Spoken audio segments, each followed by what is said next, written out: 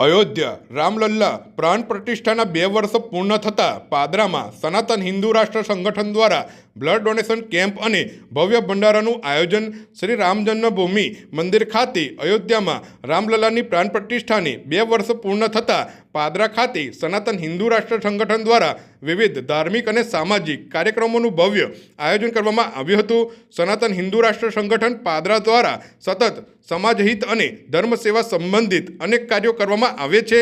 આ કડીમાં રામલલ્લાની પ્રાણ પ્રતિષ્ઠાના 2ય વર્ષના ઉપલક્ષમાં પાદરા શહેરમાં વિશેષ કાર્યક્રમો યોજાયા હતા। પાદરાની પીપી શ્રોફ હાઈસ્કૂલ ખાતે સાંજે બ્લડ ડોનેશન કેમ્પનું આયોજન કરવામાં આવ્યું હતું, જેમાં મોટી સંખ્યામાં નગરજનોએ સ્વેચ્છાએ રક્તદાન કરી માનવ સેવામાં યોગદાન આપ્યું હતું।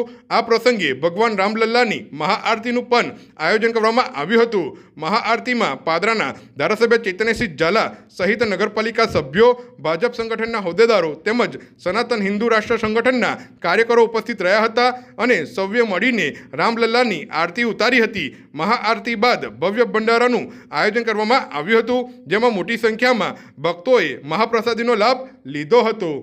जय श्री राम, जय जय श्री राम, जय जय श्री राम, नमः पार्वती पते।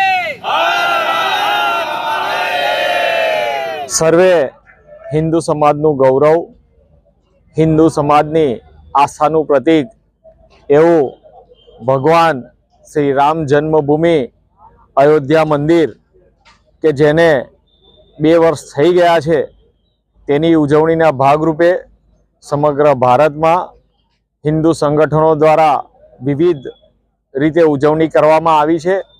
એ જ રીતે પાદરા સનાતન હિન્દુ રાષ્ટ્ર સંગઠન દ્વારા ભવ્ય ભંડારાનું આયોજન કરવામાં આવ્યું છે અને સૌને પ્રસાદીના રૂપમાં ભંડારાનું આયોજન કરી ભગવાન શ્રી રામ જન્મભૂમિ અયોધ્યા મંદિરને 2 વર્ષ થયા છે તેની ઉજવણી કરવામાં આવી છે, જેમાં પાદરાના હિન્દુ સમાજના સર્વે ભાવિક ભક્તોએ મોટી સંખ્યામાં લાભ લીધો છે અને ભગવાન શ્રી રામના દર્શન કરીને સૌ પાવન થયા છે।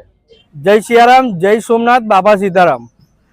અયોધ્યા પ્રાણ પ્રતિષ્ઠા મહોત્સવને 2 વર્ષ પૂર્ણ થવાની ખુશીમાં આજરોજ સનાતન હિન્દુ રાષ્ટ્ર સંગઠન પાદરા દ્વારા બ્લડ ડોનેશન કેમ્પનું આયોજન કરવામાં આવ્યું હતું, જેમાં રક્તદાતાઓએ બ્લડ ડોનેટ કર્યું હતું।